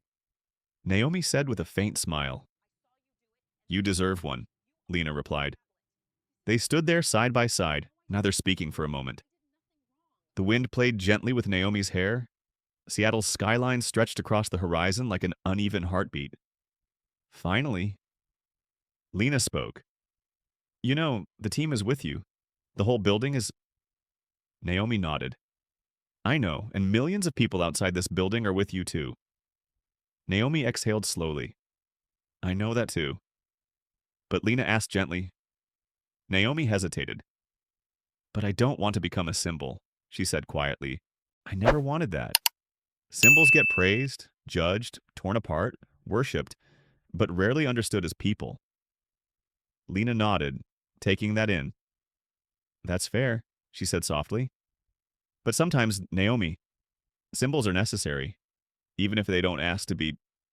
Naomi swallowed. I didn't want this incident to define me, she said. It doesn't, Lena replied firmly. Your response defines you. Your actions define you. Your dignity defines you. Naomi turned toward her. And if people twist my actions, twist my intentions. Lena gave a small, sad smile. Then let them twist. You can't control people's interpretations. You can only control your truth. Naomi looked back toward the water. My truth, she murmured. My truth is that I'm tired. Lena. Really tired. I know, Lena said softly. And that's allowed. Tears pressed at the back of Naomi's eyes, not from sadness, but from release. From finally hearing words she didn't have to earn. Lena continued. You've carried too much alone for too long. Let people carry some of it for you. Naomi didn't answer. She didn't need to. Silence was its own answer. The rooftop door opened again. This time, the footsteps were faster, lighter, more uncertain. Ariana Wells appeared, holding a thick folder and a nervous expression. Sorry to interrupt, she said, but something happened online. Naomi raised an eyebrow. Something new. Ariana nodded. Yes, a video. Not from the lounge. From after you left? Naomi frowned. From where Ariana hesitated. The administrative area, she said, It's Evelyn? She's crying? Saying she wants to apologize? Saying she didn't know who you were? Naomi stiffened. Lena muttered. Of course she didn't. Ariana continued gently. The comments. They're brutal. People are tearing her apart. Some are mocking her. Some are threatening her. Naomi felt a heaviness settle over her. Not sympathy. Not pity. Just sadness. Sadness that the world always swung too far from blind entitlement to blind condemnation. Both were forms of cruelty. Ariana stepped closer. Naomi, the board wants to release a statement supporting you. Reporters want you on air. Celebrities are tweeting your name. Hashtags are multiplying. There's talk of guest appearances. Documentaries. Naomi held up a hand. Stop. Ariana fell quiet. Naomi closed her eyes. This was never supposed to be about fame, or punishment, or trending. She opened her eyes again, gaze steady. I don't want Evelyn destroyed. I want her changed. Lena watched her with a mixture of respect and awe. You're remarkable, Naomi. No, Naomi whispered. I'm human. And I don't want another woman, any woman, turned into the villain of a story she barely understands yet. Ariana held out the folder. Then what do you want to do? Naomi took a breath, deep, calm, purposeful. I want to talk to her, she said. Ariana blinked. To Evelyn? Naomi nodded. Not on camera. Not for the public. Not for the internet. For us. For truth. For closure. Lena smiled softly. I'll arrange it. As the sky cleared, sunlight warmed Naomi's skin.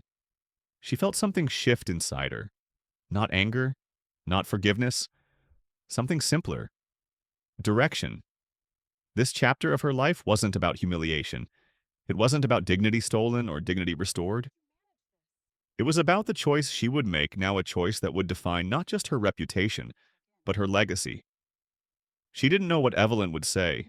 She didn't know whether the meeting would heal anything, but she knew she needed to walk into that room not as a symbol, not as a victim, not as a billionaire CEO, but as Naomi, a black woman who refused to let someone else's ignorance rewrite her worth. She turned to Lena and Ariana. Set up the meeting, she said. And with that, she stepped away from the edge of the rooftop, not descending, but moving forward. Evelyn Marshall sat at her dining table, staring into a cup of untouched coffee. The morning light streaming through the windows made everything look sharp and unforgiving. Every wrinkle in her blouse, every tear track dried on her cheeks, every piece of her carefully constructed life now tilted, fractured.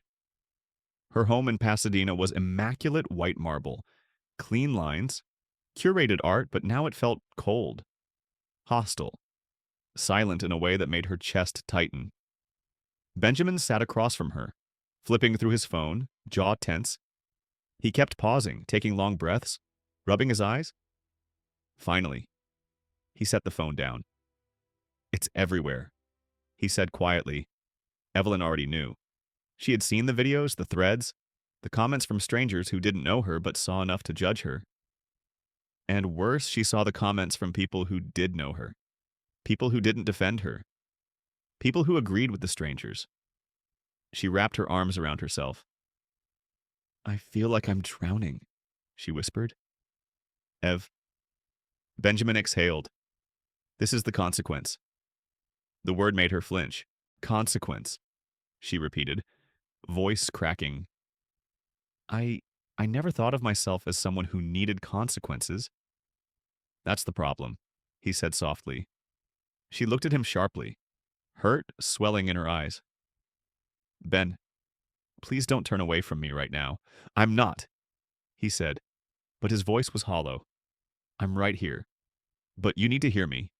You need to stop insisting this was just a misunderstanding." She lowered her head. "What if I'm not strong enough to face this?" she whispered. Benjamin leaned back, eyes tired. "Being strong isn't pretending you didn't do something wrong. Being strong is facing what you did." Evelyn's breath hitched. She reached for her phone with trembling hands and scrolled through the messages. Her sister, "I love you, Ev, but you need to apologize." Her boss, "We're reviewing the situation internally." Her best friend, "Chloe, sweetheart, are you okay? You messed up, but you can learn." And then the harsh ones. "Racist Karen, entitled garbage. This woman should never fly first class again. May her job fire her and her privileges be revoked." Evelyn dropped the phone as if it had burned her. "I'm not a monster," she whispered again. Voice small. Benjamin nodded. "I know," but then he added, gently, "but what you did was harmful. You can't hide from that." Evelyn pressed her palms to her eyes. "I want to make it right." "Then start by being honest with yourself," he said. She looked up at him, eyes raw. "What if I don't know how?" she whispered. "That," Benjamin said, "is exactly why Naomi wants to talk to you." Evelyn froze. What Benjamin hesitated. "I just got a call from an airport liaison. Naomi Carter agreed to meet with you privately." Evelyn stared at him, speechless. Why would she want that? She whispered, heart pounding. Benjamin looked at her steadily. "Because she's offering you something most people wouldn't?" "What's that, Grace?" The word landed with the weight of a lifetime. Meanwhile, in Seattle, Naomi Carter sat alone in the meditation room adjacent to her office. The lights were low, the air warm, the scent of eucalyptus drifting through the space. It was her sanctuary. No noise, no meetings, no cameras, no expectations. She sat cross-legged on the soft mat, palms resting on her knees, breathing slow and deep, in, out, in, out. She didn't meditate to escape. She meditated to arrive. Arrive at truth. Arrive at intention. Arrive at the version of herself she wanted to lead with, not the version the world projected on her. Her mind moved back to the moment at the lounge. Evelyn's voice like a blade. The crack of her tablet hitting the floor. The way the room held its breath before Naomi did. She breathed deeper. She remembered her mother's words. If you lead with ego, you'll always be chasing something. If you lead with heart, you'll always be becoming something. What did she want to become in this moment? Not a headline, not a shield, not a symbol. A leader. A woman who didn't just rise above injustice, but transformed it. When her phone buzzed softly beside the mat, she opened her eyes and reached for it. A message from Lena. Meeting with Evelyn confirmed. Tomorrow morning. Private location, no cameras. Naomi exhaled slowly. Tomorrow. Her chest tightened not from fear, but from the weight of the choice ahead. Should she forgive? Should she confront? Should she teach? Should she simply listen? No one had taught her how to face someone who hurt her with entitlement. No one had taught her how to turn a wound into wisdom. But she would find her way. Because the world was watching, and more importantly, children like her niece Maya were watching. Naomi rose from the mat, smoothing the hem of her blouse, grounding herself once more. She looked in the mirror on the far wall. A woman stared back, calm, poised, exhausted but unbroken. A woman who had survived worse than ignorance. A woman who had climbed mountains built on prejudice. A woman who refused to let bitterness guide her next steps. Tomorrow, Naomi said quietly to her reflection, I will walk into that room with strength, not anger. She picked up the broken tablet from her desk on the way out. Not as a symbol of the insult, but as a symbol of what wouldn't be repeated. Not for her, not for anyone. Not on her watch. Back in California, Evelyn sat in the passenger seat while Benjamin drove them home. Her chest felt tight, her throat raw, her mind tangled. She stared out the window at the passing palm trees and sunlit hills, but the world outside looked blurry. Naomi wants to meet me, she whispered, still stunned. Benjamin nodded. Yes. Evelyn wiped her cheek. What if she hates me? Benjamin shook his head. She doesn't. She should, Evelyn said. Maybe, Benjamin admitted. But she's choosing something better. Evelyn's voice cracked. What do I even say to her? Benjamin reached for her hand.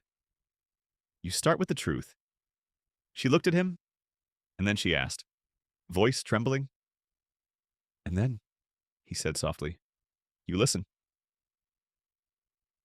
Two worlds were moving toward each other, one built on power and grace, one finally cracking open under the weight of its own entitlement. Tomorrow, they would collide. Not in anger, not in revenge, but in truth.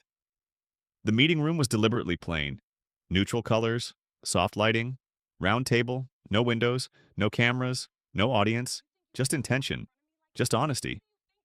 Lena Brooks had chosen the space carefully, a private conference room inside Ether Dynamics Offsite Innovation Center, away from downtown, away from company traffic.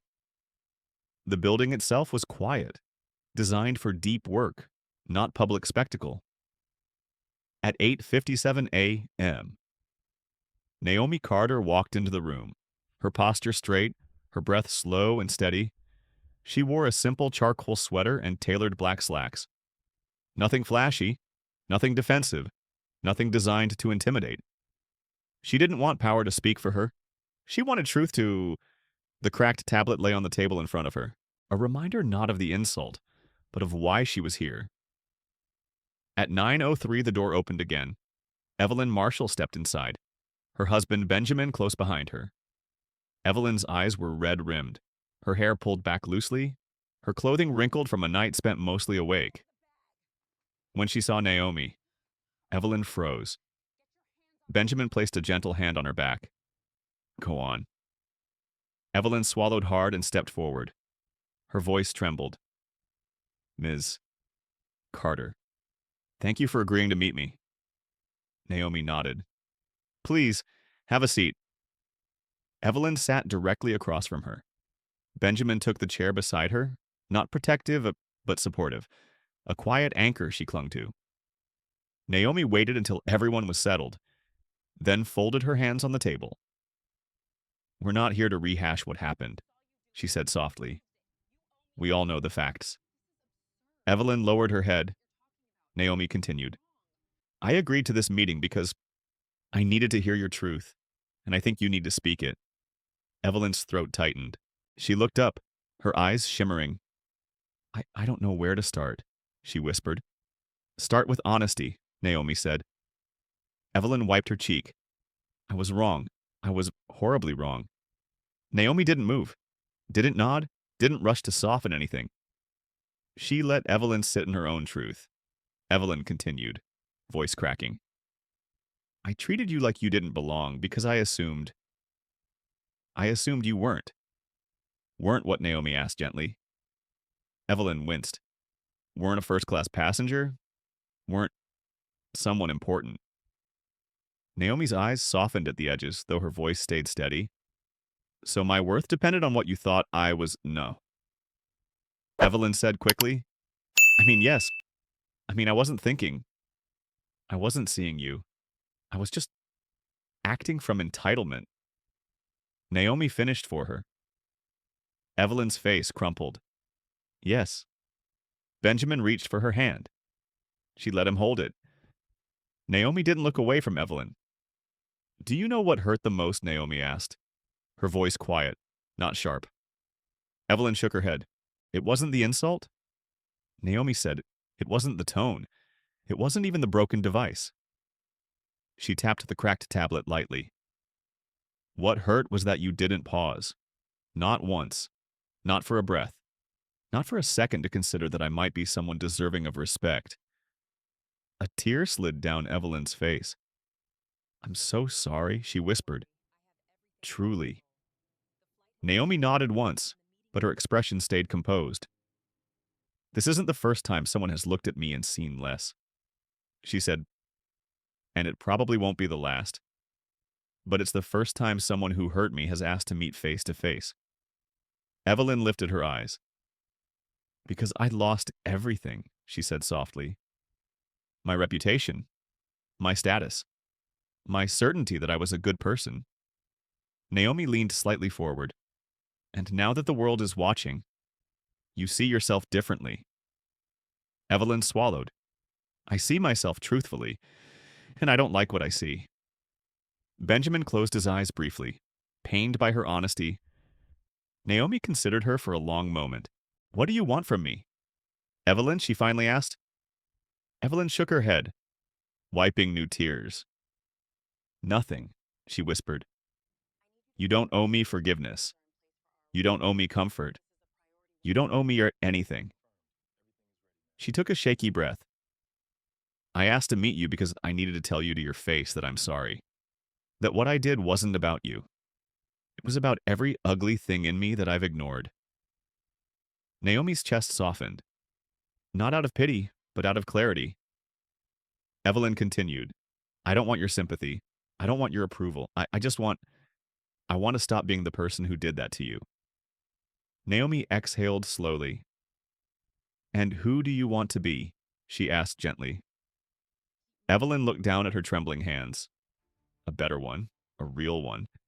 Someone my husband can respect again. Someone I can respect again. Benjamin squeezed her hand. Naomi let the silence settle. Let the room breathe. Then she spoke, accountability isn't punishment. Evelyn and its growth. Evelyn nodded through tears. Naomi continued, her voice gentle but unwavering. What you did was harmful, not because you didn't know who I was, but because you didn't care who I might be. Evelyn's breath stuttered. Naomi went on. You don't need to fix this with me. You need to fix this within yourself. Your apology is a starting point, not an ending. Evelyn wiped her face again, voice trembling. I want to do the work, she whispered. I'm ready to... Naomi studied her carefully. Searching for sincerity, she found it. Not polished, not perfect, raw, real. Naomi leaned back, her shoulders relaxing slightly. Then I hope you let this moment change you, she said. Not because you were caught, but because you were wrong. Evelyn nodded vigorously, tears falling freely now. I will, she whispered. I promise I will. Naomi let her feel that moment, let it land deep, let it echo. Then Naomi added something Evelyn did not expect. I don't hate you. Evelyn sobbed. Evelyn, Naomi continued. But I won't excuse what happened. I don't expect you to, Evelyn said. Naomi straightened slightly. I'm working on an initiative, she said. A framework for dignity in public spaces. Real training, real accountability, real change. Evelyn looked confused through her tears. What does that have to do with me? Naomi paused. Then she said, "You can help." Evelyn's eyes widened. "Help me." Naomi nodded. "You want to change. Then let your story help others avoid becoming the person you were that morning." Evelyn covered her mouth. "Overwhelmed," Naomi said softly. "You can't erase what happened, but you can give it meaning." For the first time since entering the room, Evelyn let out a breath that wasn't soaked in panic, but possibility. Benjamin looked at Naomi with genuine gratitude. "Thank you," he said quietly. "You didn't have to give her this." Naomi shook her head. "No, but I chose to." The meeting ended not with absolution, but with direction. Not with forgiveness, but with responsibility. Two women stood. Two worlds acknowledged each other. Two stories intertwined for reasons neither fully understood yet. Evelyn left the room holding her husband's hand, changed in the way only truth can change a person. And Naomi remained standing alone for a moment, calm, steady, unbroken. She touched the cracked tablet one last time. Then she whispered, "This is where change begins." The day after her private meeting with Evelyn Marshall, Naomi Carter stood inside a quiet auditorium in Ether Dynamics headquarters. Rows of employees, engineers, analysts, designers. Administrative staff took their seats with a buzzing mixture of anticipation and pride. The air felt different today, charged with a sense of movement. Something bigger than a company announcement was about to unfold. Standing backstage, Lena Brooks straightened the lapel of Naomi's blazer, her eyes filled with respect. "You ready?" Lena asked. Naomi breathed in deeply, letting the air settle her heart. "Yes," she said. "This is the right time." Lena nodded and stepped aside as Naomi walked toward the stage. The light softened, the room quieted. And when Naomi stepped into view, the entire auditorium rose to its feet. Not with loud cheers, but with steady, reverent applause, the kind that meant, "We see you." Naomi placed a hand over her heart before gesturing for everyone to sit. "Thank you," she said softly. "I know this week has been a whirlwind for all of us." She paused, scanning the faces before her, young and old, black, white, Asian, Latino, every shade and background represented. Ether Dynamics wasn't just a tech company. It was a reflection of the world she wanted to build. "I want to speak with you clearly, openly, and honestly," Naomi continued. "Not as your CEO, but as a woman who had a very human moment publicly exposed." A hush fell over the room. "What happened at LAX was not unusual," she said. "Not for me. Not for so many people who look like me." Her voice was calm, but the truth behind it pulsed like a heartbeat. It was painful, yes, but it was also revealing. It reminded me how quickly people judge worth, how easily dignity can be denied, and how often silence is expected from people who are hurt. She placed her hands gently on the podium. "But I'm done being silent." Her team exchanged looks, admiration flickering between them. Naomi continued, "I met with a woman who confronted me. Not to scold, not to punish, to understand, to face another human being, and to give her the choice to grow." A murmur swept through the room, but not judgment. Curiosity. Respect. "I didn't choose forgiveness," Naomi said. "I chose intention." She picked up the broken tablet from the podium and held it up. The crack glinted under the stage lights. This tablet isn't just a damaged device. It's a symbol of what happens when bias, whether intentional or unconscious, goes unchallenged. She lowered it gently, and that brings me here, to this moment, with all of you. She pressed a button on the presentation remote. Behind her, the screen displayed two words in bold, clean text: "The Dignity Protocol." The room held its breath. "This," Naomi said, "is our next step." The screen shifted to reveal the pillars: bias awareness, human-centered intervention, accountability standards, emotional safety training, public behavior policies, industry integration partnership programs. Naomi stepped forward, voice steady. "The Dignity Protocol is more than training. It's more than guidelines. It's a framework for how humans should treat each other, especially in places where status, wealth, class, and appearance create invisible hierarchies. She paused. It's a way of turning harm into direction. A soft wave of emotion rippled across the auditorium. We'll begin implementing the protocol internally next month, Naomi said. But it doesn't end with us. We have commitments from 2 major airlines, 3 airport authorities, and several hospitality groups who want in. Thunderous applause filled the room, loud, heartfelt, inspiring. Naomi lifted a hand, smiling gently. This isn't about me, she said. This is about every person who has ever been told they don't belong. Every traveler shamed for where they sit. Every employee dismissed because of their uniform. Every child watching adults forget their own humanity. Her voice softened. And it is about choosing to rise without stepping on anyone. About demanding dignity not with anger, but with unwavering clarity. The room fell into reverent silence. Naomi closed the presentation and stepped away from the podium. I'm still healing, she said quietly. I won't pretend otherwise, but healing isn't quiet. Healing is movement. Healing is choice. She glanced around the room, letting her gaze land on each person with sincerity. Thank you for standing with me, for standing with each other, for choosing the world we want, not the world we're given. As she stepped back, the applause rose again, this time louder, stronger, united. Lena walked onto the stage and placed a hand on Naomi's shoulder. You did it, she whispered. Naomi shook her head gently. We're doing it.